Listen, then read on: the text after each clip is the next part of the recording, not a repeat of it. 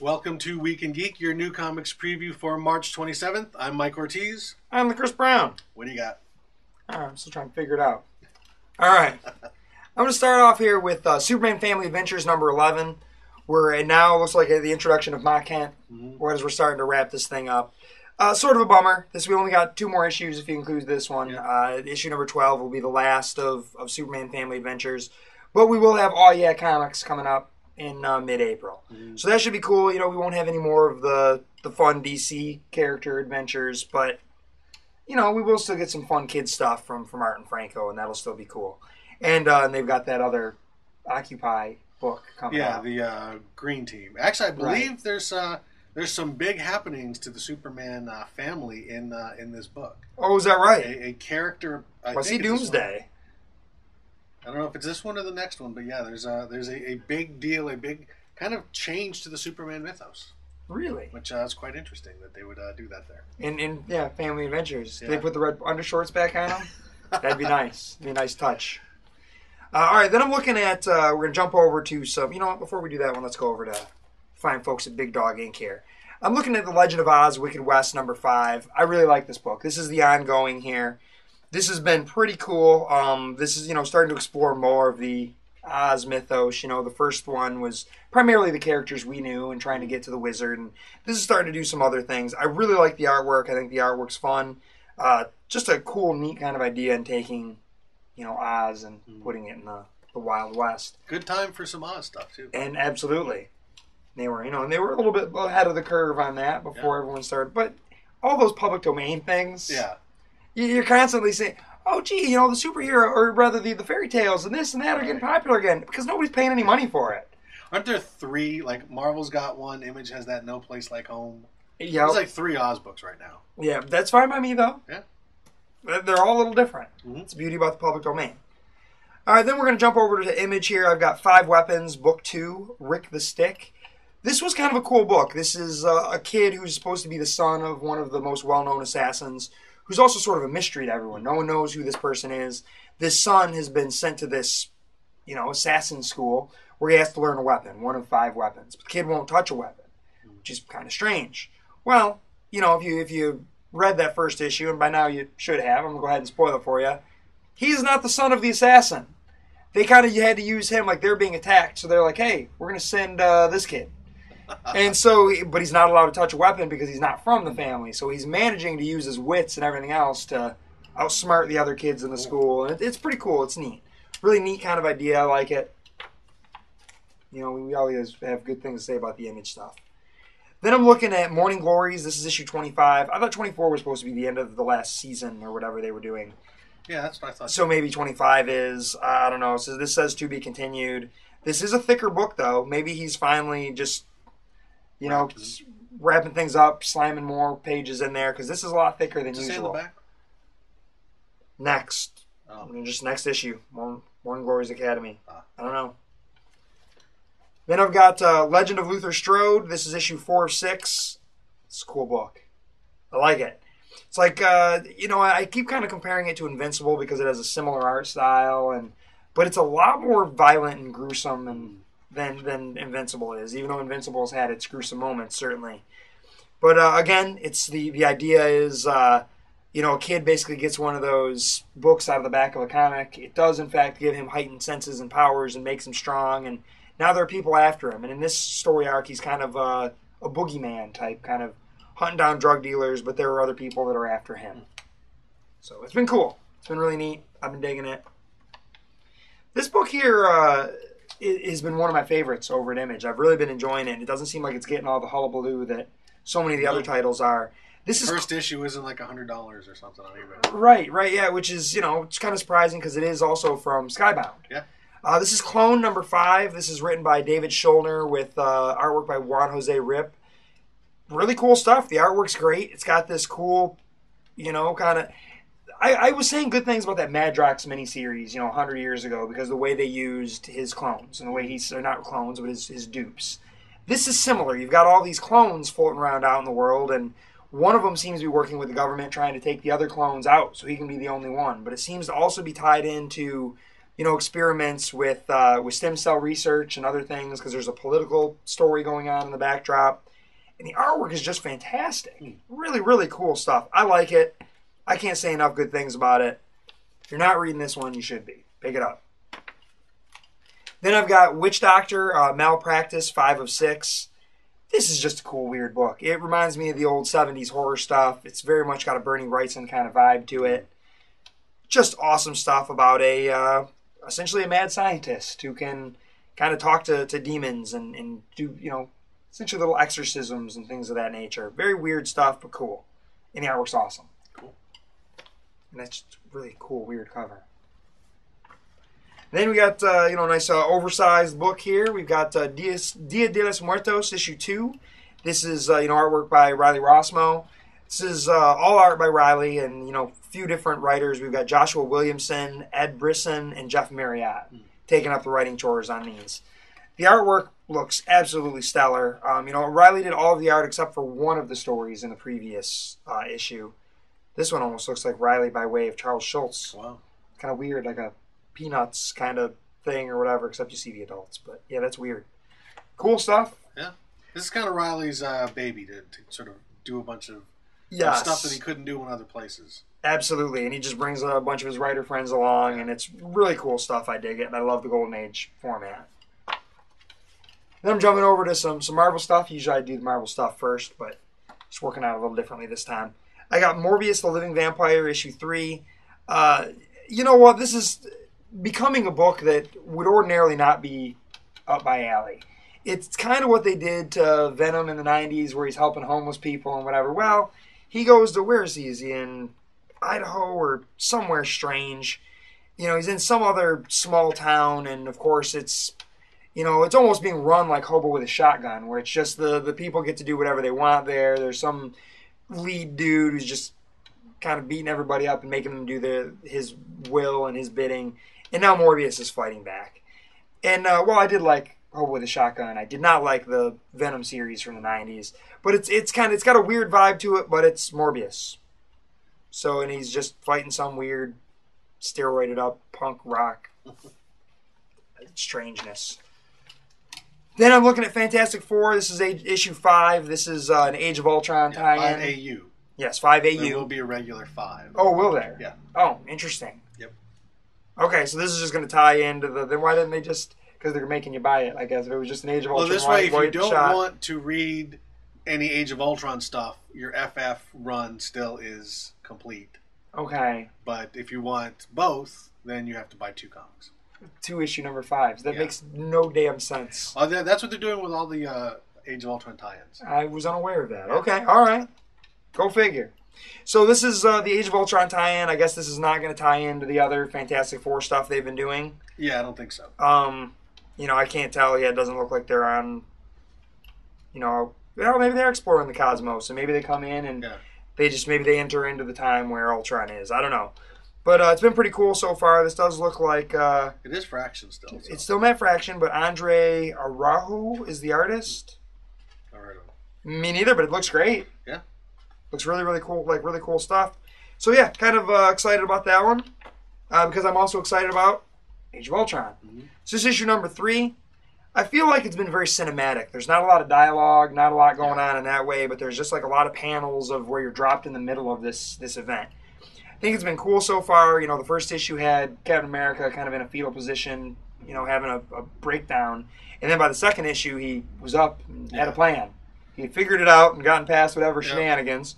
Peter Parker seems to be Peter Parker, not Doc Ock. Yeah. Just from what I can tell, there doesn't seem to be a Doc Ock vibe going in there. It's been pretty neat. And as we were talking before we started shooting here, they made this big announcement that while they were being all secretive, like you're never going to guess the ending of Age of Ultron, they just told us it's going to be Angela.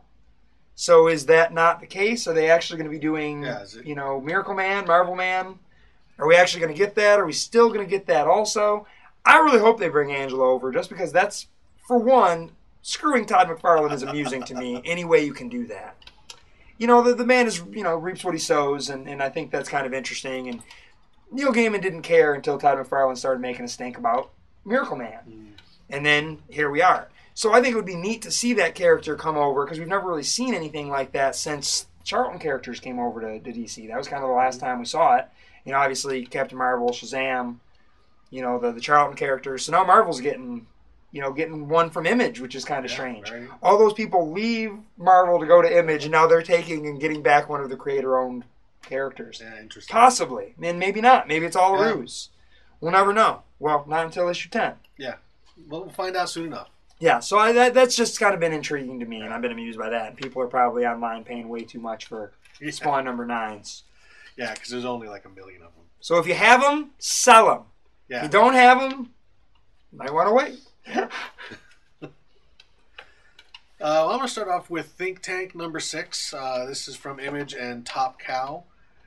This has been a pretty interesting book. I've talked about it several times. It's the guy that basically is working for a government think tank coming up with the next generation of weapons. At the end of the first 4 issues, the first chapter, first story arc, he had figured out a way to escape from this think tank. They don't let people quit because you know too many government secrets. So gotcha. He escaped, but he wound up escaping with someone who was an undercover operative. And then the last issue, it opens up with him back in the think tank. Something went wrong. He was in love with her. And then he found out that she had been lying to him all along.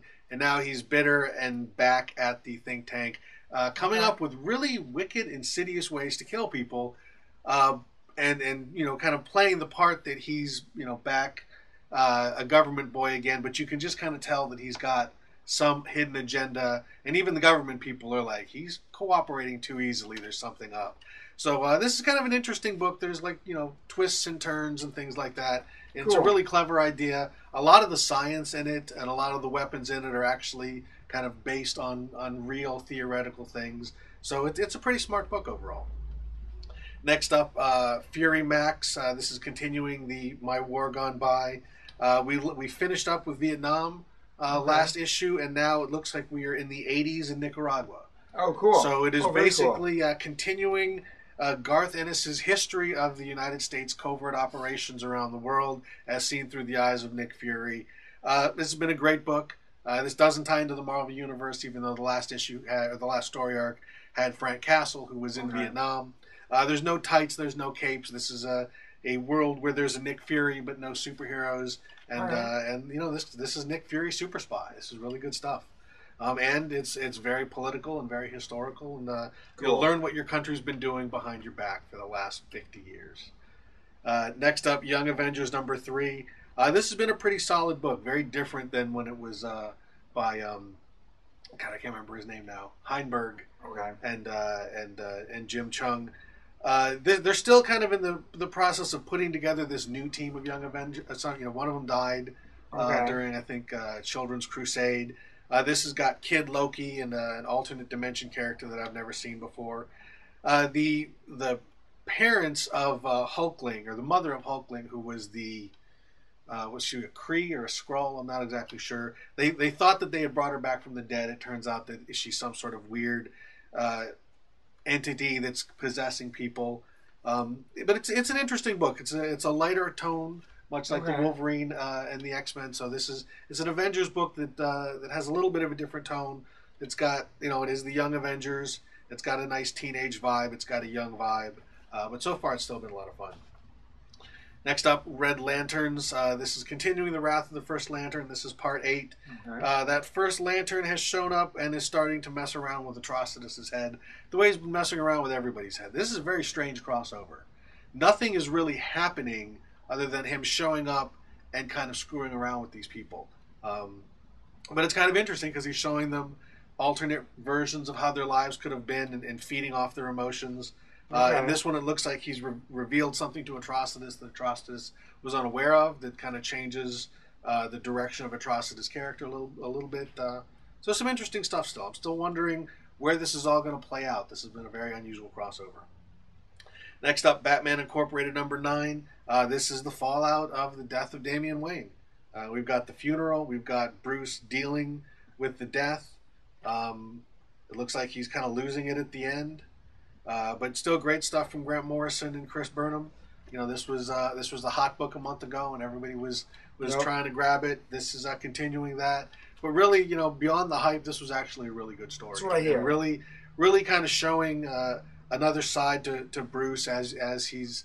The last time we lost to Robin, I don't think the writer was quite as good as Grant Morrison. I think it was Jim Starlin. He was a solid writer, but not quite the same level for me. And Morrison, I think, has just got a great handle on it. And they did a great job making you like Damian Wayne and then taking him away from you. So a lot of people are really upset about him being gone, just as Batman is. So it really does a nice job with the book. Next up, Superman number 18. We had that kind of crappy crossover between all the Superman books, and now we're back to hopefully single-issue stories. We've got Aaron Cooter, who was on Green Lantern New Guardians doing the artwork this time out. It looks like we've got some we've got some Hector Hammond and some crossover with the New Gods. It looks like we've got Orion in here. So yeah, and I think the New Gods started popping up in Wonder Woman a while back. Yes. And so it looks like they are slowly making their way into the New 52 DC universe. I think it was at the end of 12, maybe, right before the Zero or whatever they had done. Yeah, I stopped getting Wonder Woman a while back. Now I've got Superior Spider-Man 6 AU. This is the crossover between Spider-Man and Age of Ultron. I wonder if this will address the issue of is it Peter, is it Doc Ock? I mean, we don't know. Right. Obviously, there's the world of Age of Ultron is radically different than the regular Marvel universe, and it's our near future. So if he's in fact Doc Ock at this moment in time, so I don't know if these are kind of showing how the world gets to that point. Maybe that's why Peter's in such a weird spot at the beginning of Age of Ultron, because he's maybe just come back. Who knows? I don't know how this is going to tie into what they've got planned for Superior Spider-Man, if at all, or if there's going to be a big reset or whatever. But, I mean, it is Superior Spider-Man. He's got the funky lenses. He's got the black costume. Not written by Dan Slott, though. Not written by Dan Slott. So yeah, I'm kind of curious to see how this fits into both books. Next up, Planetoid number 5 by Ken Gehring. I thought this was a miniseries originally, but apparently it's still going on. I'm not really sure where it left off. Unfortunately, with some of the Image books, there's a bit of a delay between issues, and I read a lot of comics, so I forget what happened. But basically, there's this planetoid, hence the name, where these people are trapped, and these forces that are trying to destroy them, and they're trying to survive and kind of get a civilization going. So I'm going to stick with this for a little while, see where it goes. But like I said, at this point, I'm not really sure what happened last time. Next up, Wolverine and the X-Men number 27. This is continuing. This is part 3 of the field trip to the Savage Land. And we had 2 storylines going. The students of the Academy trying to survive the Savage Land, while Wolverine's kind of brother... I guess it actually is his brother. Dog? Yeah, I guess Dog's brother, or half-brother. Okay. Dog's father was Wolverine's father. Okay. Wolverine didn't know it. I don't know if that was revealed in Origin or revealed later. There's big parts of Wolverine that I didn't read. But apparently he has shown up. They brought him from the past. Somebody brought him in from the past and gave him heavy weaponry to take revenge on his brother. And yeah. Great artwork by Ramon Perez. Like I said, this has been a fun book. I like it more when it's focusing on the students and less on Wolverine. But this one has kind of a nice balance of those two. And I always like Savage Land books. Next up, the Unwritten number 47. I still am not caught up. I'm 5 issues behind on this book. I have no idea what's going on. Often reads better that way. And it looks like that rabbit's back. Yeah, the rabbit's back here. And that's a lot of fun. I'm just going to have to sit down and read all of them and get caught up by the next issue. Hopefully next month I'll have a little bit more than I still don't know what's going on. I'm sorry. Next up, FF number 5. This is by Matt Fraction and Michael Allred. This has been a pretty solid book. It looks like it is not Age of Ultron. This is not an Age of Ultron tie-in. I am actually still enjoying the stuff with the kids more than with this replacement team. All right. We've got Johnny Storm from the future, supposedly, who's come back to the past. And he wants to destroy Doctor Doom before Doctor Doom destroys the Fantastic Four. Whether or not it's the real Johnny Storm, we don't know. How it's going to play out with Doom, we don't know. But apparently Medusa's got a bit of an alternate agenda of her own. So there's some twists and turns in this book and some absolutely fantastic artwork. Really great stuff. A good companion book to the regular FF book. Next up, Uncanny Avengers number 5. This is Rick Morender and Olivier Coipel. And it looks like we've got Wonder Man back. And I think this is the start of a new storyline. That work was fantastic. Yeah, great stuff. I mean, this has been a good book. I know it was running late because of, what's his name, John Cassaday, who's been replaced, I think, with... I mean, obviously he's not drawing this issue, but I think even in the rotation now it's going to be somebody else. I can't remember who. He's still on covers, obviously, though. But this has been a solid Avengers book. I almost kind of feel sorry for this book because this is a pretty straightforward superhero team. It's the X-Men, it's the mutants and the humans together. It's sort of the merged group. And I think it's kind of getting overshadowed by what Bendis is doing with the Avengers and what Hickman's doing, what Bendis is doing with the X-Men and what Hickman's doing with the Avengers. So it's kind of like even though it was the book that launched Marvel Now, because it's late and because it's not quite as good as the other 4 books, it's kind of lost some attention. But it's still a pretty solid book. Right. That's my stack. Well, I guess that brings me to the top of my stack here. I'm looking at Guardians of the Galaxy number 1. Mm-hmm. This is, if you see down there, it's got we're kind of proud of this book because we've got a DetroitComicBookStores.com variant. It's going to only be available at 5 stores in and around the Detroit area, 8 locations, 5 different stores. Pretty cool. Guardians of the Galaxy is looking like it's going to be a pretty cool, hot book. There've been lots of seeds planted here and there. You know, they had Rocket Raccoon show up in Nova, which has been a pretty popular book, and this is going to kind of lay the groundwork working towards that Guardians of the Galaxy movie. Yeah. So, should be cool, and Iron Man is in this team. Yep. And there are rumors that at the end of Iron Man 3, he shoots off to space, possibly joining the Guardians of the Galaxy in the movie. And they're also saying that at some point in time, Angela's going to join the Guardians of the Galaxy if it's not a ruse and it doesn't end up being Miracle Man or Marvel Man. Maybe Marvel Man will join the Guardians of the Galaxy. Who knows? So who knows? But yeah, I'm looking forward to this book. This is written by Brian Michael Bendis with art or pencils by Steve McNiven. Great stuff. Yeah. Looks absolutely gorgeous. Should be a really, really cool book, and I'm looking forward to it. Never really been into cosmic stuff before. But looking forward to that one. And, you know, it's in great hands. I mean, Bendis has done an amazing job taking over the X-Men books. And so between him on this and Jeff Loeb on Nova, I think Marvel Cosmic is getting a shot of new life. Absolutely. And we will have a bunch of, all the variant covers. So yeah, there's a white cover for this one as well. There's a blank white one. There's a Deadpool variant, and there's a Scotty Young variant. Cool. And then there's, 1 in 50 Milo Manara and... That was all the variations. So now everyone's going to know what's in your stack because they haven't seen us talk about it yet. Yeah, my top pick is East of West. This is an Image Comics number 1 from Jonathan Hickman, so we're going to talk about it. This has got art by Nick Dragotta. I was just going to say, who's the art on it? That looks amazing. Who was his artist on, I think, the very end of the Fantastic Four when it switched over to FF, and he did a lot of the issues of the FF. Nick Dragotta did that silent issue after Johnny Storm died. Fantastic artwork. Looks cool. And add to that some really... Is this Jordi Belair doing the colors? No, Frank Martin doing colors. Great colors on this. It is some sort of a sci-fi western-ish book, it looks like. I think it's the Horsemen of the Apocalypse tie into this. You can't really describe Jonathan Hickman books sometimes and really get a lot across.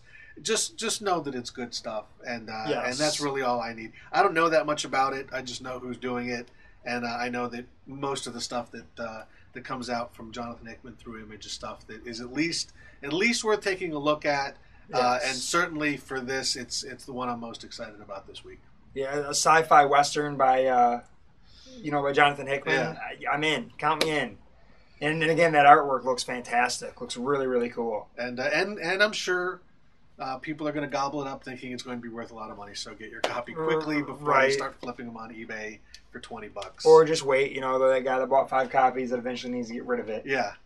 Yeah, if you want to read it, get it quickly or wait till next year when it's in a dollar bin because people can't get rid of all the copies they bought. Right. But yeah, apparently it either has sold out at Diamond or it's close to selling out at Diamond. That's what I've heard. So, but yeah, don't let it slip away. This is going to be It's going to be a good book regardless. It's going to be cool. Don't let the speculators get you down. Pick it up, though. It's going to be a good read. If you see someone buying 5 copies, punch them in the head and take 4 copies away from them.